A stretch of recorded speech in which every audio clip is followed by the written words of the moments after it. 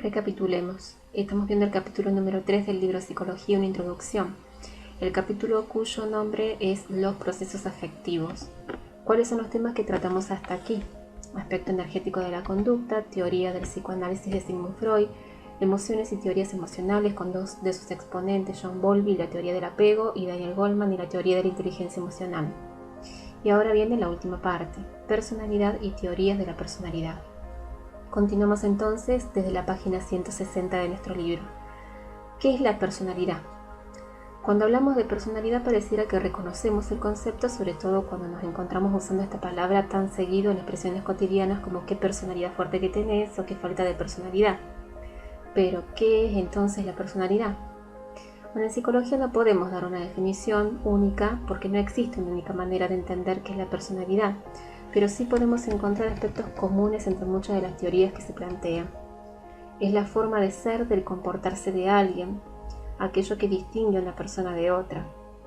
Por eso en psicología no podemos decir que solamente tiene personalidad, por ejemplo, aquellas personas que parecen demostrar con más soltura sus opiniones y aquellos que parecen más propensos a quedarse en silencio. Tampoco podemos hablar de que alguien tiene más personalidad porque es más demostrativo en sus sentimientos de aquellos que no lo demuestran. Cada uno tiene su propia forma de ser y de actuar. Por lo mismo, para nosotros la personalidad es un constructo, una construcción, que está conformado por factores internos relativamente estables que hacen que la conducta de una persona sea consistente en diferentes ocasiones y distinta de las conductas de otras personas en similares situaciones. Vamos a recurrir a Gordon Allport, autora a quien nos dedicaremos en particular más adelante, para tener un acercamiento del concepto de personalidad. Allport define a la personalidad como la organización dinámica de los sistemas psicofísicos que determinan los ajustes del individuo en el medio circundante. ¿Qué significa todo esto? La organización dinámica nos indica que en nuestro interior siempre hay algo estable, pero que a la vez es cambiante. Es decir, de que esto de que nunca me van a cambiar en mi personalidad no es tan así, porque las circunstancias de la vida y los años nos van cambiando nuestros pensamientos y nuestra forma de ver la realidad. Pero hay ciertos aspectos que se mantienen en nosotros de forma estable y organizada.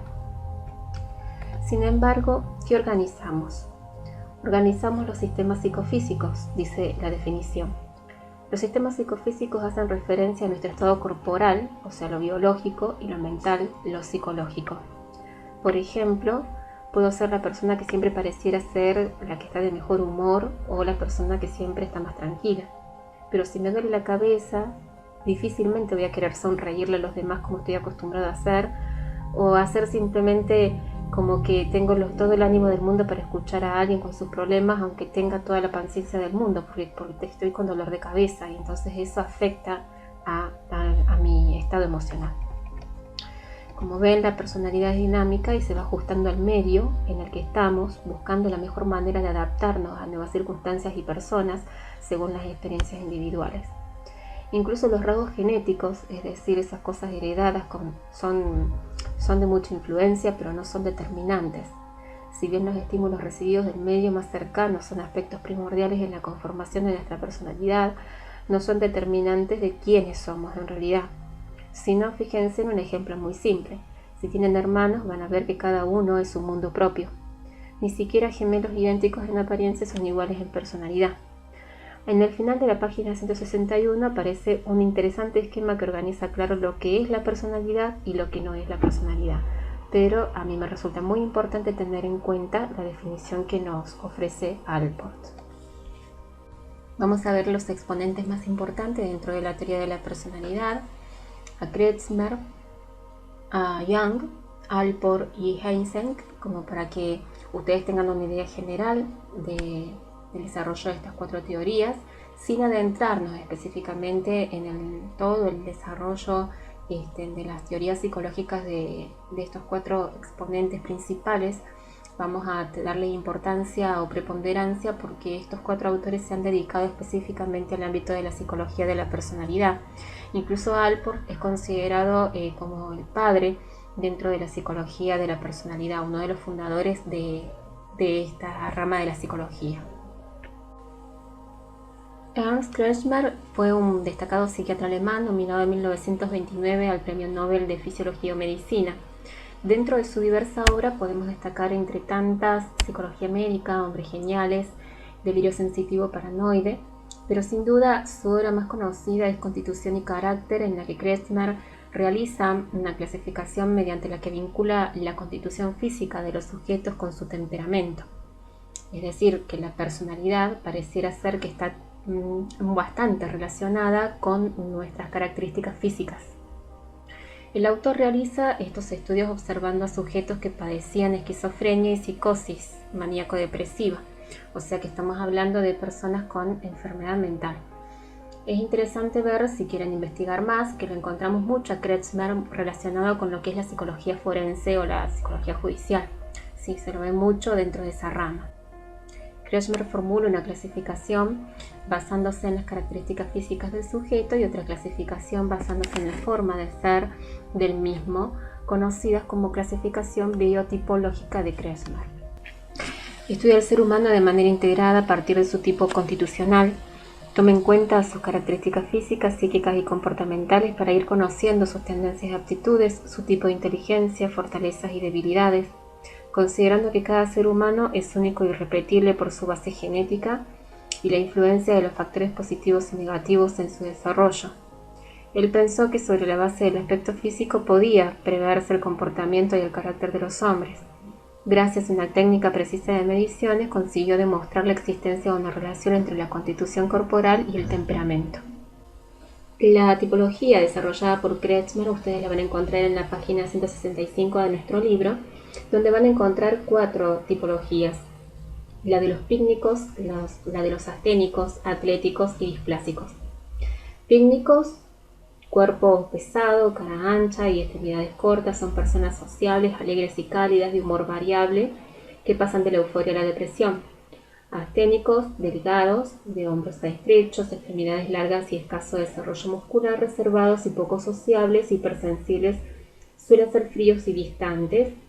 Los atléticos los relaciona con un gran desarrollo óseo muscular, cabeza alargada y espaldas anchas, miembros fuertes, manos y pies grandes. Suelen ser explosivos y con dificultad de resolver situaciones, a veces por esto mismo son violentos.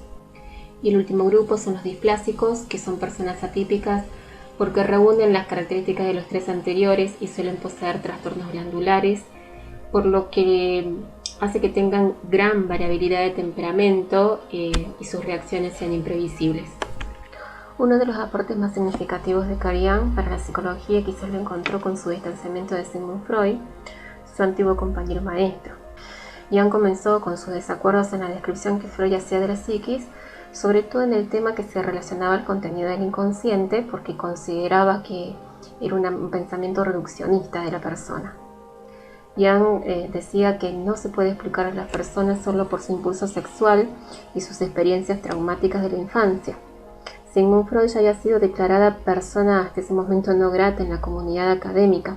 Sus explicaciones de la psiquis eran consideradas no solamente audaz, sino más bien aberrante. Pero Jung lo consideraba todavía como una persona que tenía credibilidad, llegando a compartir varios puntos de vista, aunque Jung terminaba siempre discrepando, sobre todo en lo que se trataba de la teoría sexual, a la teoría del desarrollo psicosexual. Freud llega a pedirle a Jung por correspondencia incluso no desechar esa teoría, cree que debe ser un dogma dentro de la comunidad científica. Jung considera que Freud cayó, ciego de sus propias ideas. ¿Por qué lo nombro? Justamente por lo que les decía antes, para que consideren también otro punto de vista en la forma de ver a la persona y a la personalidad. Jung ya había tratado a pacientes con neurosis como Freud, dándose cuenta que la sexualidad no jugaba en absoluto un papel relevante, o sea que lo más importante dentro de sus conflictos emocionales no estaba relacionado con lo sexual, sino que estaba más que nada relacionado con cuestiones que tenían que ver con lo profesional, con las aspiraciones en la vida, con la aceptación social e incluso con el estrés económico. Y así Jung emprende el camino de elaborar su propia visión de la psiquis humana. Jung hace un estudio desde la antropología, sociología, psicología, religión, arte y la interpretación de los sueños de Freud, para poder desarrollar su propia teoría. Recordemos nosotros que estamos hablando de una época en la que todavía la psicología era muy joven como ciencia, así también lo sigue siendo. Pero volvamos entonces a nuestro tema, que es el tema de las teorías de la personalidad. Concluye Jung que existen básicamente dos tipos de personalidades: la personalidad introvertida y la personalidad extrovertida, un vocablo que nosotros lo hemos, o que ustedes seguramente lo han escuchado mucho nombrar, pero que sin embargo Jung lo desarrolla desde un punto de vista psicológico. Entiende una personalidad introvertida como la persona reservada que prefiere volcarse a su interior. Esto nosotros ya lo sabemos, sobre todo cuando nos dicen qué introvertido que sos o qué extrovertido, ¿no? Suelen ser personas más reflexivas los introvertidos y prefieren la lectura o las actividades individuales. Y las personalidades extrovertidas son personas más sociables, que se sienten más cómodas con el exterior o con las demás personas y tienen facilidad para manifestar sus emociones. Sobre estos ejes, Jung combina las 4 funciones psicológicas básicas: pensar, sentir, percibir y el intuir. Pensar y sentir son funciones racionales y percibir e intuir son funciones irracionales. Así queda entonces conformadas las 8 combinaciones posibles.